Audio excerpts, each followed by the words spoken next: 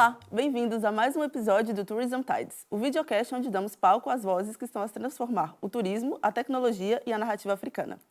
A nossa convidada hoje é a Paula Cardoso, fundadora da Afrolink, uma plataforma de empoderamento e visibilidade afrodescendente e apresentadora do programa Rumos, transmitido na RTP África.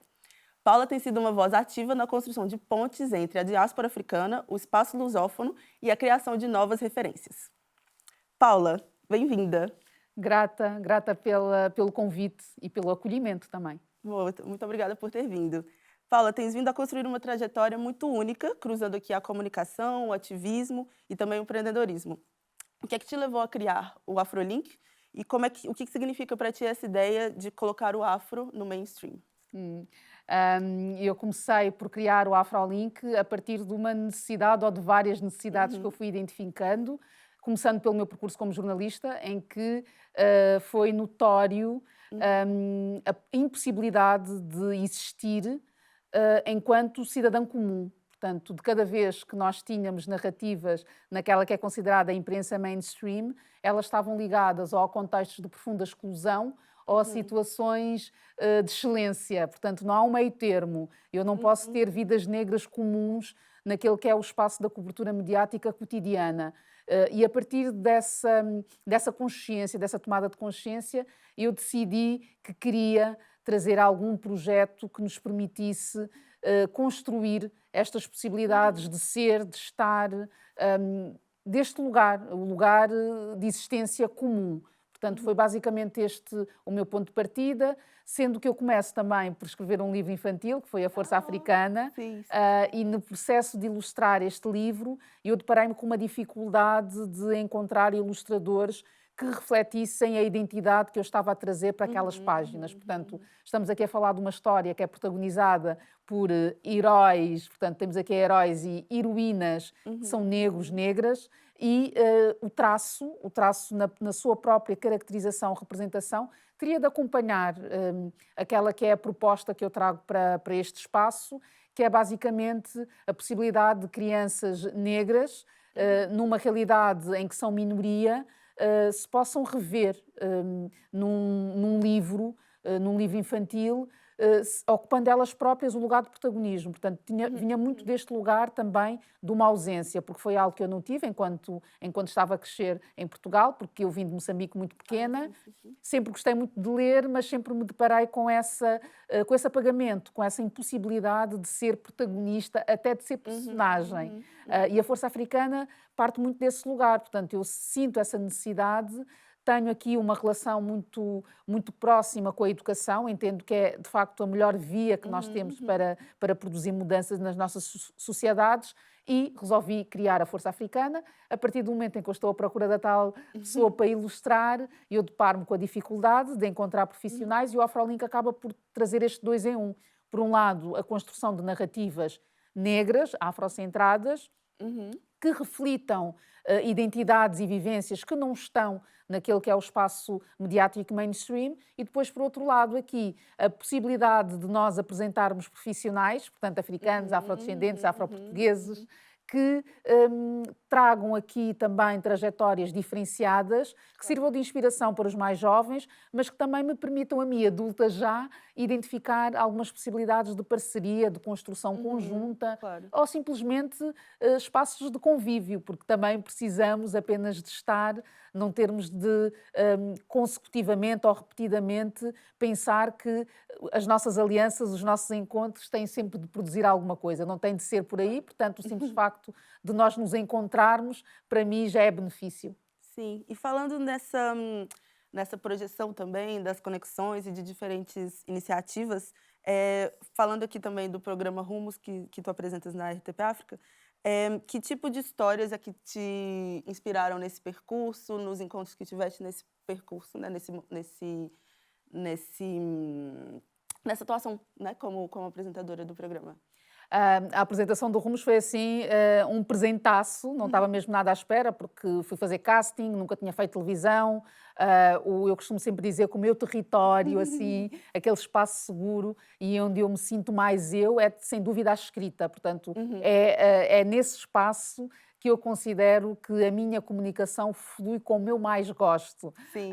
E a proposta ou a possibilidade de ir ocupar um espaço na televisão, obviamente que tem os seus atrativos, porque a forma como eu entendo todos os espaços que eu ocupo hoje são como vias de acesso. Portanto, como é que eu posso fazer deste espaço um espaço que vá ao encontro de todas aquelas que são as minhas propostas de mudança para esta sociedade. E a proposta que eu trago no Afrolink acaba, de alguma forma, por ter uma extensão televisiva a partir do Rumos da RTP África, porque eu, já com o Afrolink, já procuro apresentar histórias, pessoas, projetos que não tenham um espaço naquele que é o meio mainstream em Portugal. A partir do momento em que eu vou conhecendo estes perfis, também muito mais facilmente consigo perceber que perfis destes é que depois também posso apresentar no Rumos e permitindo-me, obviamente, ao mesmo tempo, fazer um acompanhamento daquela que é a nossa atualidade e, a partir deste acompanhamento, perceber quem é que são as pessoas que estão em determinado momento a desenvolver projetos, nomeadamente concertos, a lançar um livro, enfim, tudo o que tenha muito que ver com a realidade cultural, porque é esse o core da atuação do Rumos, e aproveito e puxo para o Rumos. Portanto, obviamente que as pessoas também podem ser convidadas, e tem acontecido também, esse diálogo entre a Afrolink e Rumos. As pessoas podem, obviamente, também e continuam a estar a ser apresentadas no Afrolink, mas o Rumos permite um outro tipo de visibilidade, um outro tipo de acesso, porque, como sabemos, o audiovisual tem um impacto e um alcance, neste caso em concreto, que não se esgota a Portugal, portanto, que tem esta presença nos países africanos que falam língua portuguesa, portanto, acaba por ter também esse fator de atração. Claro, claro. Olha, e aproveito também para agradecer, porque há alguns meses atrás, né, também pudemos apresentar o With Africa no Rumos, e foi uma ótima oportunidade mesmo para falar um pouquinho do trabalho que a gente faz aqui na faculdade, né, nessa tentativa de juntar ou de trazer elementos da tecnologia e inteligência artificial para a gestão do turismo em África, e também perceber como é que, falar um pouco também como é que nós utilizamos essas ferramentas para nesse sentido de criação de comunidades, né? E acho que é muito esse também o trabalho que tem se feito no Afrolink, como estava a dizer, e queria saber como é que esse espaço também se traduz no ambiente online, ou seja, se vocês fazem uso de diferentes tecnologias para manter mesmo essas conexões. De facto, o Afrolink começa no digital e acaba por ser a expressão mais visível daquela que é a intervenção, porque começamos primeiro com um grupo fechado no Facebook, foi assim que se testou a ideia, depois passamos para o site, entretanto o site surge, estendemos, porque não dá para lançar site sem pensar logo automaticamente nas redes sociais, portanto todo esse trabalho foi acontecendo, mas acaba por ser de divulgação, mais de divulgação, do que propriamente de criação de uma comunidade a partir do digital. A comunidade que se criou foi no presencial. Portanto, a partir dos mercados Afrolink, portanto, a iniciativa que surgiu num contexto ainda de pandemia, ali quase a sair, mas na dúvida, estávamos todos ali muito reticentes em relação ao que é que ainda iria acontecer, se seria ou não seguro programar. Começamos por fazer o primeiro mercado Afrolink, que é o mercado de empreendedores, com distância social, portanto, ainda estávamos nesse tempo das máscaras e tudo mais, mas foi muito bom porque foi um espaço que permitiu para as pessoas se apropriarem de outra forma daquele que é o projeto Afrolink. Portanto, ali deu para perceber que há um grupo que é bastante expressivo, de pessoas, de leitores, de pessoas africanas, afrodescendentes, afroportuguesas ou não, mas que encontram no espaço Afrolink uma série de discussões, uma série também de propostas de transformação que não encontram noutros espaços. E então a questão da comunidade, eu sinto que se criou muito também a partir deste presencial do mercado, sendo que naturalmente no online diria que eu não vejo tanto como comunidade, porque acho que comentários esporádicos a publicações não são o suficiente para que nós tenhamos esse tipo de proximidade, de reforço, de fortalecimento daquelas que são as ligações. Eu não sou uma pessoa muito do digital, portanto, eu sou naturalmente muito mais orientada para as relações que nós conseguimos construir no presencial, portanto, também não seria a pessoa indicada para estar a criar alguma coisa mais voltada para o tecnológico, embora eu entenda que talvez seja um dos próximos passos, porque nós estávamos a realizar alguns encontros de negócios, portanto, entre pessoas que têm projetos, num nível mais nano, noutro assim um bocado mais de média dimensão.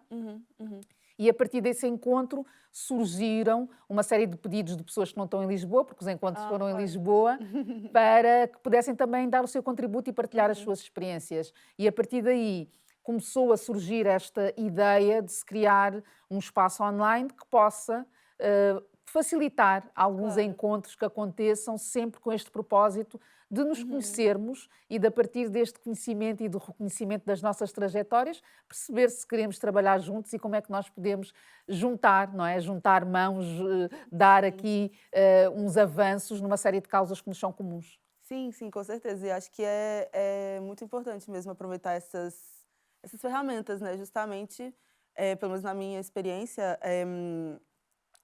também tendo gerido um projeto que começou na pandemia, eu vi que parece que o mundo também ficou um pouquinho mais pequeno, né? No sentido de nós nos sentirmos mais próximos e, de fato, podermos estar em contato com outros projetos, iniciativas, indivíduos que estão a realmente fazer projetos muito inovadores, né? Que não sei, trazem foco para narrativas, né? E quando a gente fala nisso, especificamente no setor do turismo, que também pode ser considerado uma indústria de narrativas, né? Quando a gente está a contar sobre a cultura, sobre as histórias de diferentes países, a gente também vê bastante potencial. E queria saber, na tua opinião, como é que essas representações ou seja, como é que essas representações sobre a cultura africana, de diferentes países, como é que ela tem sido feita e se tu vês algum impacto ou não sei, mesmo algum impacto na forma como as pessoas veem os países africanos enquanto destinos ou como pontos de interesse. Eu cresci sempre com essa narrativa turística muito exotizada e até muito extrativista. E extrativista não tem de ser necessariamente em termos de recursos, dos recursos naturais só, mas tem que ver com as próprias pessoas, não é? Sempre houve uma prática que eu fui criticando e fui alertando algumas pessoas ao meu redor para ela, que tem que ver com a questão de pousar, de pegarem algumas crianças africanas, não é? E agarrar nelas e tirar uma fotografia e depois fazer daquilo um cartão postal das férias, dizendo, vejam como têm tão pouco e são tão felizes. Portanto, este tipo de narrativa que eu acho que vem desse lugar de as pessoas não precisam de nada em África porque têm uma alegria natural, que acaba por ser de romantização de miséria, em muitas circunstâncias, e, por outro lado, também, do meu ponto de vista, de invisibilização da individualidade de cada pessoa com a qual nos cruzamos. Não existe, naquela que foi a narrativa com a qual eu cresci, porque eu entendo que essa narrativa está a mudar aos poucos, mas a narrativa com a qual eu cresci vinha muito deste lugar, de um olhar ainda muito exotizado e sempre com esta lógica muito extrativista no sentido mais emocional, se quisermos, do termo, que é como é que eu posso, a partir desta experiência que eu vivi, com tantas carências que eu observei, fazer de conta que afinal não há aqui nenhuma carência, porque o que importa é eu poder e depois mostrar nas minhas fotografias, nas minhas publicações, agora nas redes sociais, quão magnífica a África é, quão magníficas são as suas gentes, como muitas das vezes se diz, a este ponto de olhem para esta criança que, com este sorriso, e depois quando eu pergunto, então, mas e a autorização? Tu pediste autorização aos adultos? Mas elas ficaram muito contentes e vieram-se logo juntar. Eu disse, sim, mas isso vem de um lugar de curiosidade. A pessoa que está a tirar a imagem tem de ter a consciência de que estamos aqui diante de um menor, por um lado, portanto não tem idade para consentir seja o que for, e por outro lado, que há adultos envolvidos na equação, mesmo que aquele menor, na sua inocência, na sua ingenuidade, tenha dito sim, eu quero tirar uma fotografia, por um lado, não aceitou que essa fotografia depois se tornasse o cartão postal de umas férias idílicas no país africano, e também os seus próprios pais ou adultos cuidadores tinham de ser ouvidos para que aquela imagem fosse reproduzida. Mas isto para trazer este lugar da África de antes, que eu via muito reproduzida naquelas que eram as férias. Isto mudou um bocado, também acho que mudou a partir de uma série de consciências a nível ambiental. Portanto, as próprias propostas de programas turísticos para os países africanos foram sofrendo alterações e já há também turistas com uma outra consciência, não é? E a partir dessas outras consciências que surgem também outras propostas, surgem outras ofertas turísticas. E estas ofertas turísticas já são aquelas que tentam criar aqui uma ligação entre a pessoa que vem e a pessoa que está e que vive, que habita naqueles territórios. E para mim este deve ser o caminho do turismo, estejamos onde estivermos. Portanto, que as pessoas que chegam, que tenham esta consciência do impacto que a sua chegada produz naquela comunidade de acolhimento. E eu entendo que, por exemplo, em Portugal, há uma série de propostas já turísticas que permitem que isso aconteça. E vejo que nos nossos países africanos, enfim, há muito mais trabalho a ser feito, naturalmente, até porque nós tivemos processos de colonização, houve muitas ocupações que não permitiram que os processos de desenvolvimento acabassem por acontecer naquele que seria o ritmo, se calhar, natural, porque houve ali uma interrupção que depois criou danos que ainda hoje estão bastante visíveis, mas entendo que essa viragem está a acontecer. Está a acontecer porque não é possível que não aconteça. Claro, claro. E acho que é muito importante também, pensando mesmo nessa ideia de valorizar o protagonismo, né, das iniciativas que são desenvolvidas em África, né, e olhando para, por exemplo, para essa área do turismo, mesmo da tecnologia, existe mesmo muito... Não é só o potencial, né? Existem, de fato, projetos que estão a fazer a diferença enfim, uma malta muito jovem que tá a desenvolver projetos que tem muito impacto, né? Tanto na área da tecnologia, quando a gente olha, sei lá, para projetos que olham para conectividade ou finanças, né? Com as fintechs, e também na área do turismo, é claro. A gente vê bastante potencial. E queria, agora já caminhando para o fim da nossa conversa, queria saber se tens alguma mensagem, olhando também para esse lado mais do potencial empreendedor, né, da juventude, se tens algum conselho, né, tendo estado tão perto de tantas iniciativas, se tens alguma mensagem que gostavas de deixar. Eu gosto sempre de partilhar aquelas que são as minhas aprendizagens, porque entendo que pertencemos a uma comunidade que ainda tem uma enorme carência de modelos de referência. Então, muitas das vezes, quando estamos a iniciar, estamos mesmo a iniciar no sentido mais coletivo deste começo, porque se antes de nós ninguém seguiu aquele caminho, como é que depois nós vamos conseguir saber, numa situação mais adversa, como é que nos vamos desenvencilhar? E eu considero que quem está a começar, uma das propostas, uma das sugestões que eu lanço sempre é tentem perceber quem é que já deu algum passo nesse sentido, tentar que essa pessoa, não podendo ser mentor, mas que pelo menos tenha uma conversa para evitar aqui alguns tropeções logo no início, porque quando nós estamos a criar os nossos projetos, nós temos uma visão do destino, coloquemos nestes termos, e muitas das vezes ignoramos, acabamos por de alguma forma relativizar todo o caminho que é necessário construir para chegar a esse destino. E acabamos por descurar uma série de etapas no processo e quando já temos alguém que fez, esse alguém que fez poder-nos encaminhar, dizendo, não estou a dizer que tem de ser na perspectiva do faz como eu fiz, mas na perspectiva que eu costumo trazer muitas vezes, por exemplo, como pessoa que já lançou um livro como editora independente, digamos assim, que já o fiz, portanto, eu já sei como é que se publica um livro. Portanto, já consigo partilhar esse know-how e fazer com que a pessoa que venha a seguir não cometa os mesmos erros que eu cometi, porque eu cometi vários e mesmo o produto final não foi o produto que correspondeu àquele que era o resultado que eu tinha ambicionado. Portanto, há todo este processo de ajustes que nós temos de fazer, que vamos fazendo no nosso percurso. Eu costumo até comparar ao GPS, não é? Quando depois não é por aqui, ele faz um reajuste de rota, não é? E entendo que nós também temos de fazer isso. E quando estamos a começar, não temos muito ou não temos nada esta consciência e ficamos muito agarrados ao objetivo que nós determinamos. E esse objetivo, muitas das vezes, altera-se, não é? E é manter esta abertura para que aquele plano que nós traçamos inicialmente se altere a todos os momentos.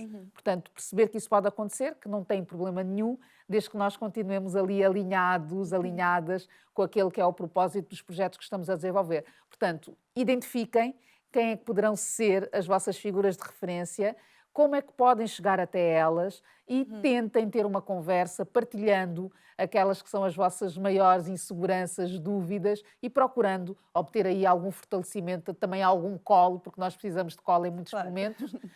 E impulso, não é? E depois essas parcerias acabam por nos impulsionar e por nos fazer chegar a lugares que antes nem sequer tínhamos idealizado. Sim, sim, é o poder da comunidade, não é? É o poder da comunidade. Boa, Paulo, muito obrigada pela tua presença, pela tua partilha hoje. Queria agradecer também a nossa audiência. Hoje falamos um bocadinho da importância de valorizar iniciativas desenvolvidas em África e que mostram a potência também do continente africano, seja em diferentes modalidades do empreendedorismo ou aqui também na área do turismo, que é o nosso foco no África. Muito obrigada. Esse foi o Tourism Tides e vos espero nos próximos episódios.